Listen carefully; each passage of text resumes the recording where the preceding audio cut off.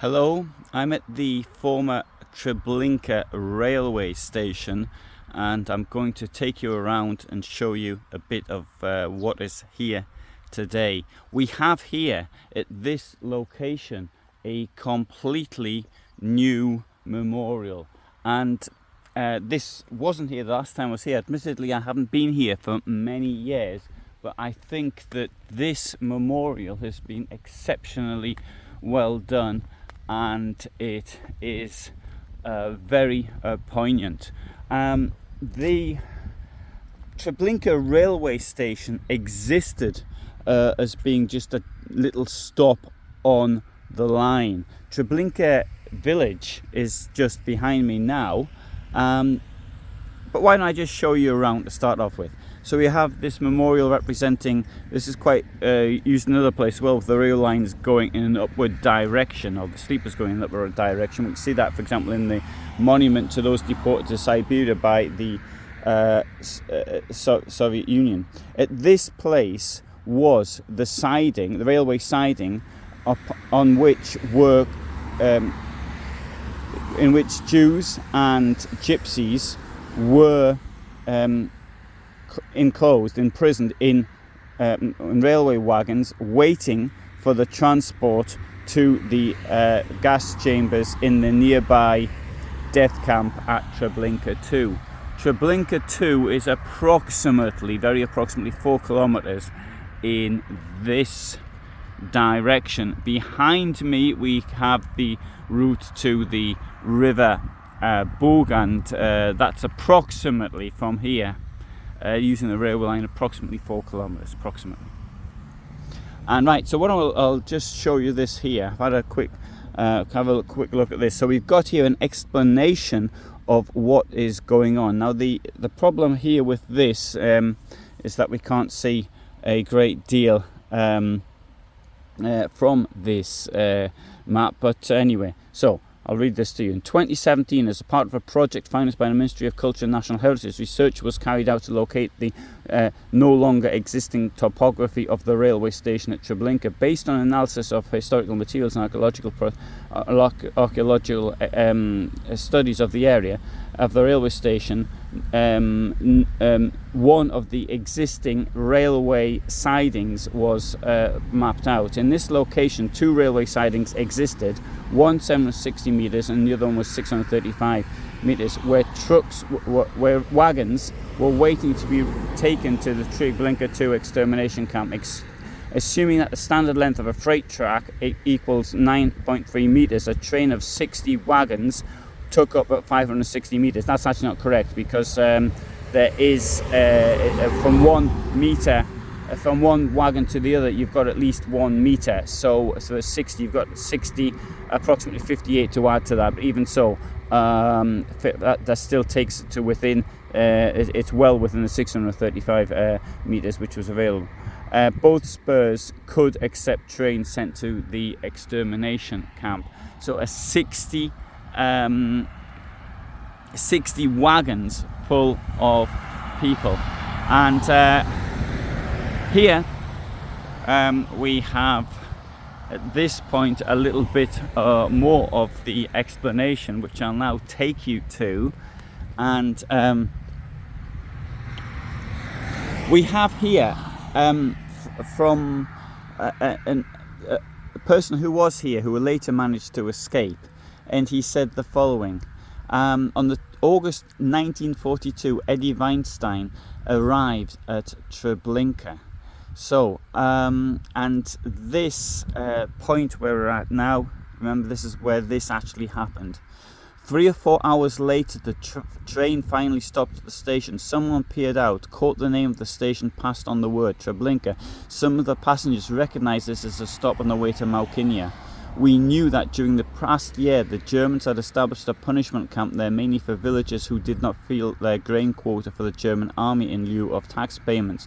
We watched people leaping out of other cars, some totally naked and others wearing only trousers. They tottered like drunkards. Too spent to be afraid of the guards, they staggered forward to a nearby water pump.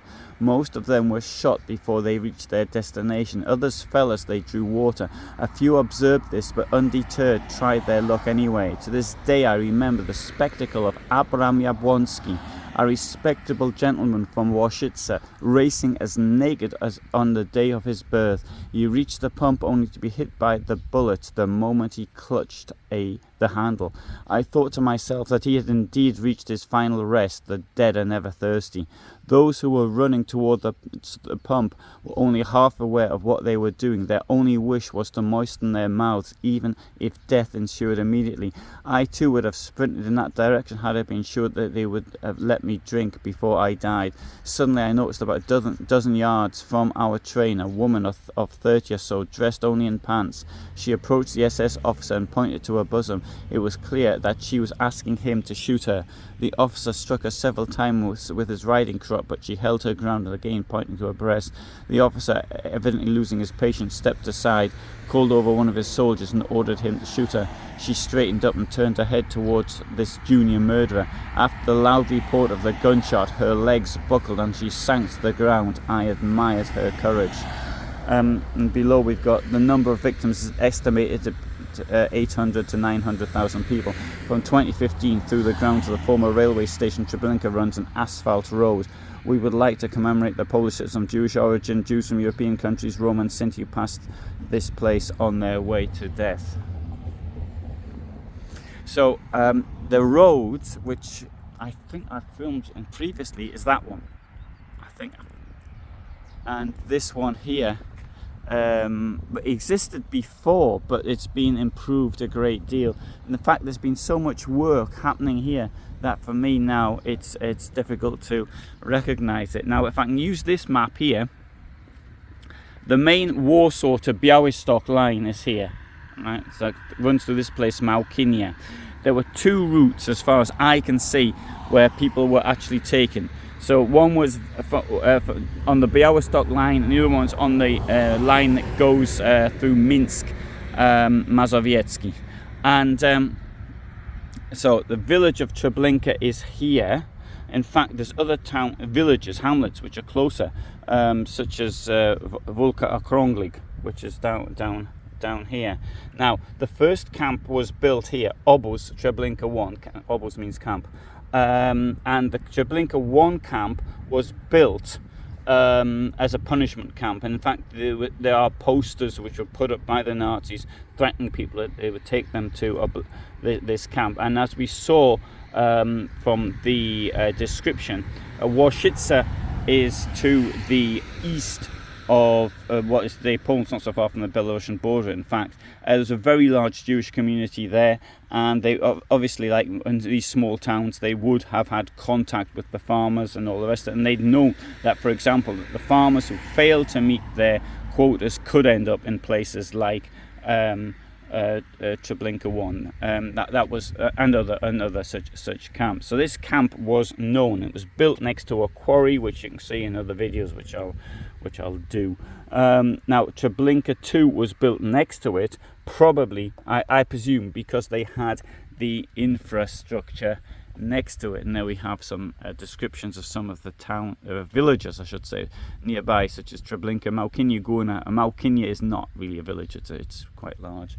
And so now, what I'm going to do is I'm going to show you what is left of the railway station here at Treblinka.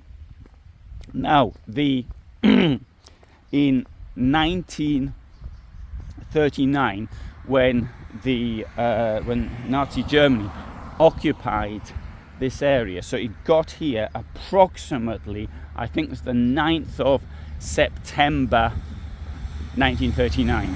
It's actually not all that far from the former German border with Poland, which was in East Prussia. Oh, and before I do that, I'll just show you this sign from in the car park. So this commemorates a financial support and cooperation with the Bildungswerk Stanisław Hans EV Germany, and so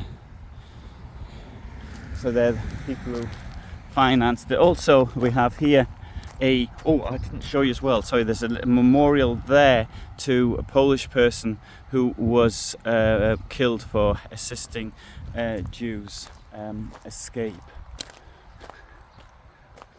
the Holocaust. So we have this otherwise rather charming village of Treblinka. We can see there the stalks. It's now the beginning of July. It's the middle of July, sorry, 11th of July. And so the young stalks are getting bigger. So the road, the black road, often called the black asphalt road, was this one here. And so those of us who actually came here, I've been coming here now. First time I came here was in 1995, and although I haven't been here since a very long time.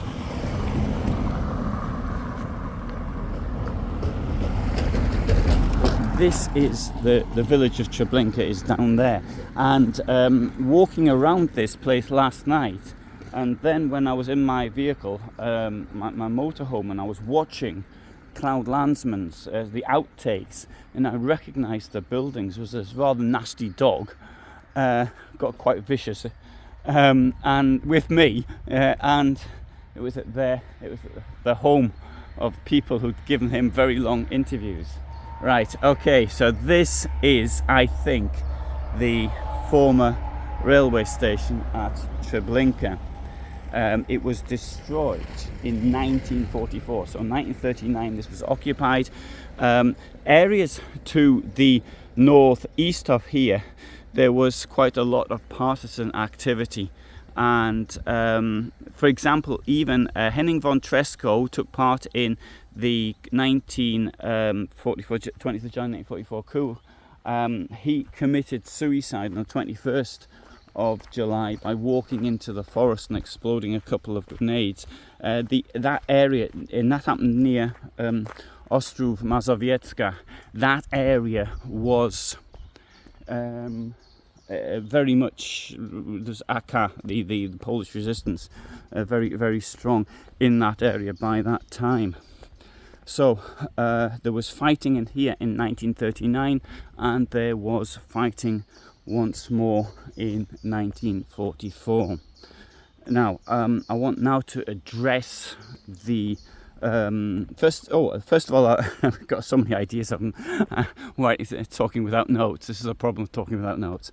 The railway station here was a gentleman from the Polish resistance, and he noted the number of trains. It was numbers on the trains, and he noted them. He wrote a book called, I don't know if it's been published in English though, In the Shadows of Treblinka, I think it was. I read it 30 years ago, and he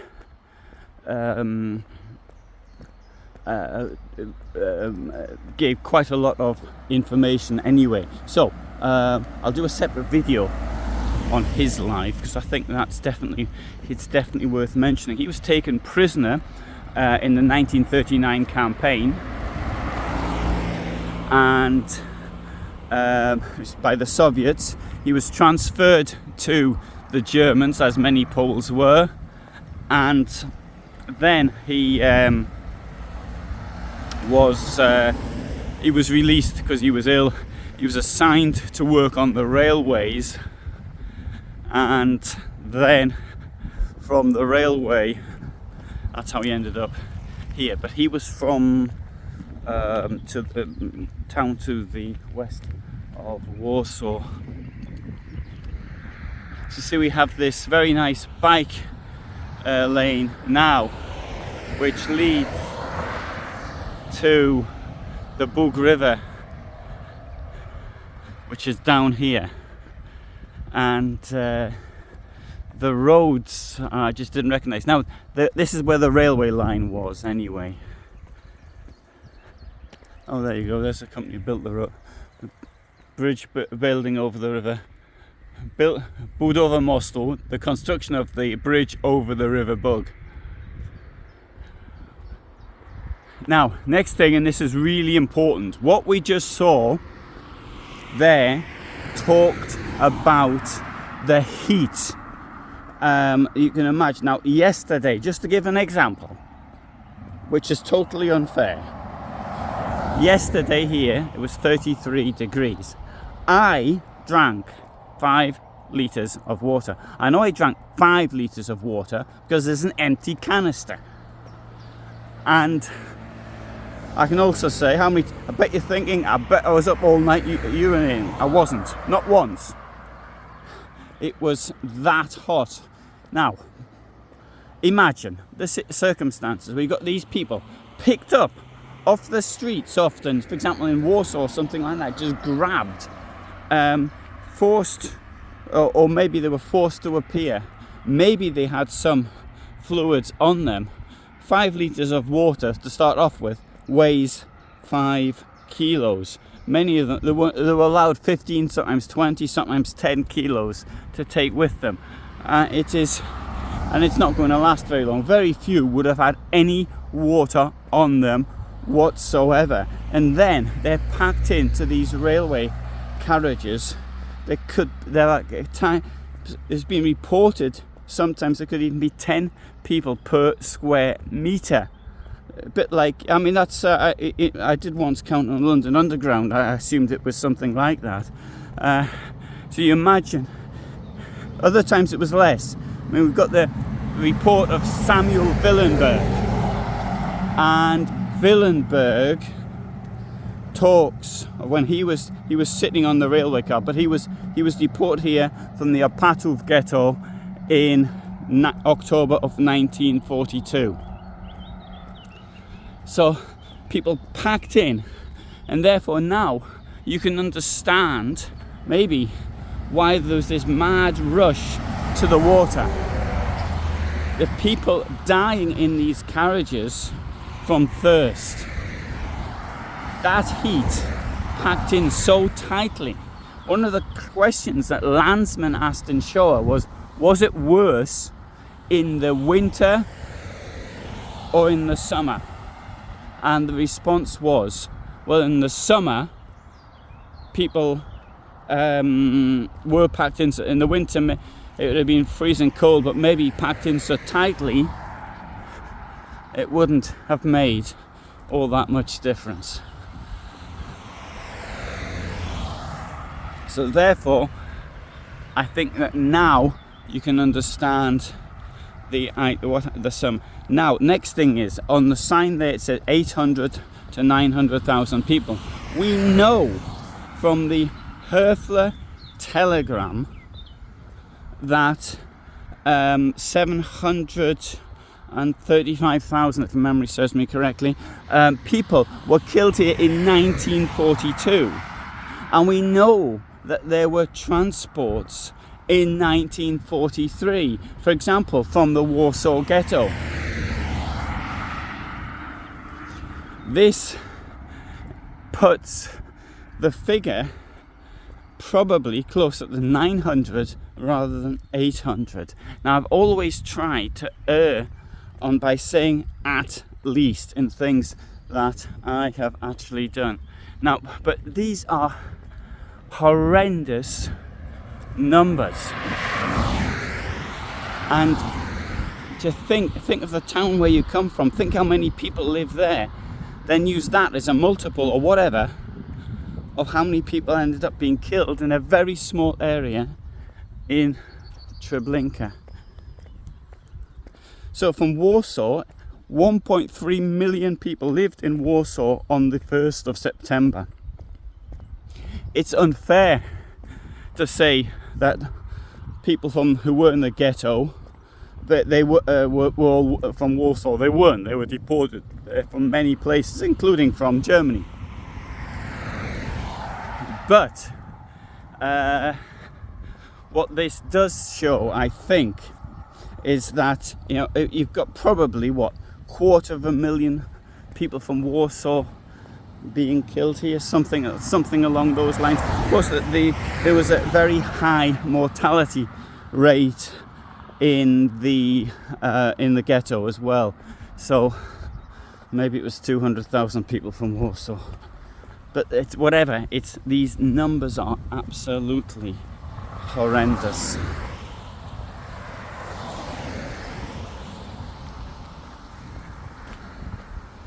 So walking down this railway line, or former railway line, where it was, you can see in Landsman's Shore.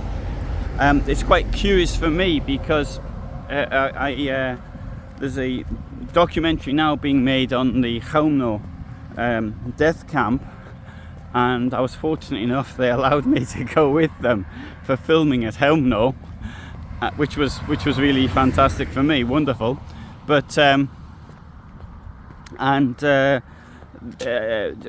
we were looking at people who appeared in Shoah, who were in Shoah, and their relatives who are still alive now, 40, nearly 50 years and something ago now.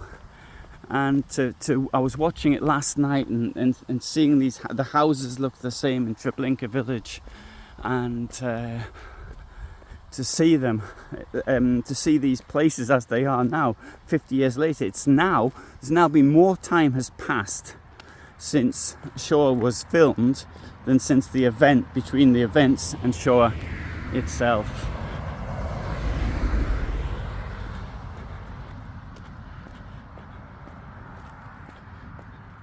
Right, so yesterday, I said I had to get up early in the morning to do the filming, because after that it just gets so hot that I'm unable to function properly. And with age, I've noticed I can't take the heat as well as I used to be able to. So living somewhere really hot is clearly not for me. I was just looking also at somebody posted what the weather was like here in this area. We've got 30, so they say 33 degrees, 34, and at Elbląg, which isn't all that far from here, almost on the coast, so it's what, 300 kilometres or so, it was 18. So huge temperature difference. Now we've got up here the River Bug. The River Bug starts in Ukraine, forms part of the border with Poland, between Ukraine and Poland. Then it's the border between Poland and Belarus, and then it turns to the west and it flows into the Narew River to the northwest of Warsaw, and then the two of them together, a couple of kilometres further, flow into the Vistula, and you've got this huge body of water. Now, these Reinhardt camps, so called possibly because Operation Reinhardt, named after Reinhard Heydrich. I absolutely accept it was named after him, because the very first document referring to Operation Reinhardt is dated in Lublin 3 days after the death of Reinhard Heydrich. There was an argument saying it wasn't Reinhard Heydrich, but it was his. It was someone else who was the Minister of Finances, but without any doubt it's Reinhard Heydrich. So these camps, which were located on the Bug River. Now, Reinhard Heydrich died after the assassination attempt at the end of May of 1942. He died in June of 42. Treblinka was then under construction, and Bełżec had been open for some time, and Sobibor had also been open for some time. These camps were based on the Bug River, and the problems with the railway timetables. Now this is theory, but could be correct. The reason why the railways to Sobibor weren't working as well as they hoped, and so the line was out for some time, and so therefore Globocnik, it would seem, ordered the mass shootings which took place in Poland. So we had the Einsatzgruppen shooting people, murder by bullets as it's sometimes called, in the occupied Soviet Union, which obviously included places such as here in Poland that had been occupied by the Soviet Union. And as this wasn't happening at the speed that Globocnik wanted, he ordered these shootings. So places like Yusufov, Police Battalion 101. If you read the book by Christopher Browning, Ordinary Men, and that will give a lot of details on this. So here we are at the Bug River. Oh, see, there's a motorhome down there. I tried to get my own motorhome down there last night, and so we have an app for those of us who live in motorhomes, and it tells us where to go. I couldn't manage it, and well, I thought it was a bit dodgy anyway. Sorry, I suppose I could have managed it. I just didn't want to risk. When I heard my undercarriage scraping against the ground, I thought that I'll give that one up. Here, where you see the motorhome is, that's a kayak place, so you can put your kayaks into the water there. Now you can see what a fantastic body of water the Bug River is, but it's also quite shallow. Indeed, I think that's, you can see the bottom of it here. I don't know if it's coming out on the screen or not.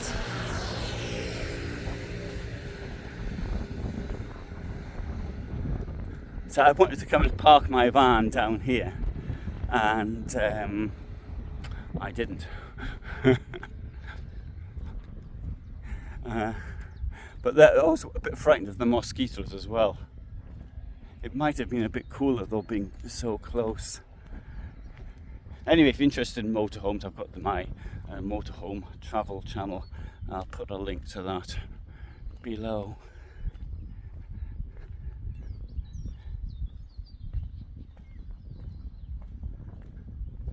So I shall be doing a lot of filming in this area. I'm currently doing a tour which is taking in this part of Poland, and the objective is to go to Mazury afterwards, to Mazurian lakes. I don't know if I'm going to manage to do everything that I've planned, but we'll see.